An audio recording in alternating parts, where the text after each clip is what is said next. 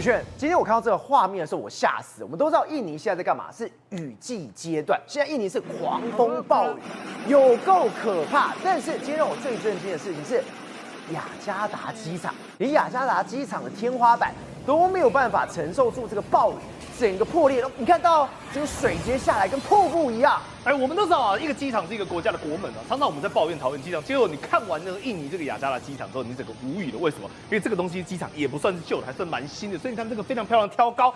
結果沒有想到，因為在他們雨季連日在下來的時候，哇，這個玻璃帷幕啊，看起來中堪不中用。結果沒想到，因為重量太重，撐不住了，代表上面積水到一定程度，就叭一個下來，哇，整個身歷其境。本來想說我是要去玩遊樂園，還沒有去到遊樂園，就已經玩了水上遊樂，直接衝下來。你要想想看哦，現场下面有一些植栽，甚至還有一些旅客，還有一些行李箱，那個被打到，我想各位是會痛的。那個天花板裂下來會砸傷人的。對，整個我們講旅客可能被砸到，光是水已經在碎玻璃了，打得亂七八糟。那這個時間點是在哪裡呢？1點40分，剛好是在航班呢開始最熱門的地時候，就是所謂的很多旅客來到這邊呢要進行登機的時候。包括呢，他各地的員工開始呢，我們講清水、我們講清積水、清積水啊，对，甚至有些專櫃，因為旁邊還有電。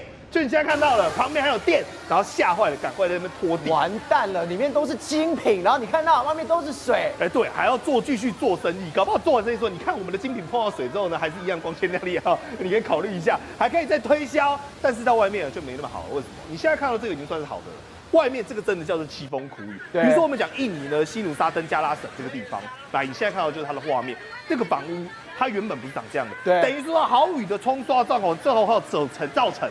整個房屋橫向的位移，甚至是各地，你不要講說只有這個豪雨，只有這個暴水，西部印尼西的這個爪哇省也出現強風。來，你現在就看到是它的風勢，你看到屋頂1片、2片、3片跟剪指甲一樣，開始跳跳枯，全部都飛掉。然後呢，風都呈現橫向。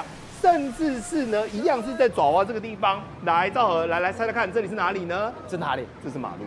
這不對，我以為是什麼海，它有波浪，有波浪的，它有海波浪，太離譜了，有夠扯！這水大到整個海，因為它根本不是海哈，就是街道，它水退不下去之後，所以導致說很多居民呢，他們幹嘛？現場只能趕快救難人員乘坐這種小艇來，你看非常險象環生哦，希望他幸福平安快樂。而且你可以看到，其中在旁邊那個人有沒有？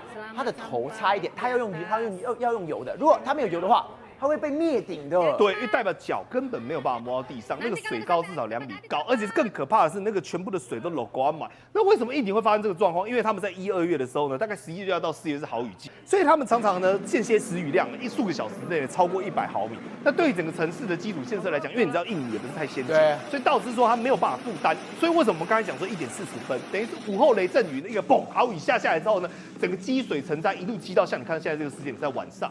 但印尼常常發生水災沒有錯，在這個地方呢，我倒是覺得非常的訝異。為什麼？這是在 Russia 俄羅斯南部哦，有一個地方呢，那叫做達吉斯坦共和國。那這個共和國呢，從3月開始哦，其實已經淹很久了。這畫面是什麼？這是這原本是一個大水壩，結果沒有想到，這個洪水來之後，水壩沒有辦法撐住，是水壩垮了下來。我剛剛以為是什麼土石流，沒有，它原本是個壩體。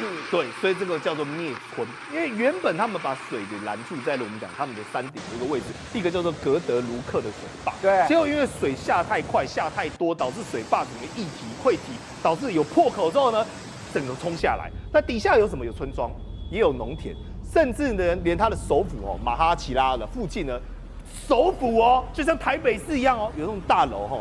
整個地基被掏空，等於水一直衝，然後就砰一聲，整個這樣崩塌。所以到目前為止，官方統計出來的數據呢，2000多個房子受傷，然後有大概10個人失蹤，4個人死亡，5000人離開家園。但我覺得更嚴重的是，我們講幾十萬人呢，目前都已經陷入所謂的停電狀況。所以你會仔細看到這個民眾非常辛苦。這是什麼呢？有一個民眾，他就整個雙手像那個攀岩一樣，有沒有？直接呢扣在他的門把上。那為什麼他扣在門把上呢？因為他快被冲走。他只要一下去的時候，他知道自己會飄到哪裡都不知道。而且我覺得這畫面最可怕的是什麼？是各種的漂流木都在那個地方。你只要被刺到，你只要被撞到，那是沒有命的。對，因為如同剛才兆和所講的哈，因為它水壩上有很多的樹木一路這樣帶下來，所以對都市地區來講，有時候你不是被水淹死，反而是很有可能被這些東西給弄受傷。宏觀取材，釐清真相，犀利精準，深入剖析，時刻掌握關鍵，新聞時事不漏接。老時段，新氣象，我是鍾兆和，關鍵時刻2.0全新出擊。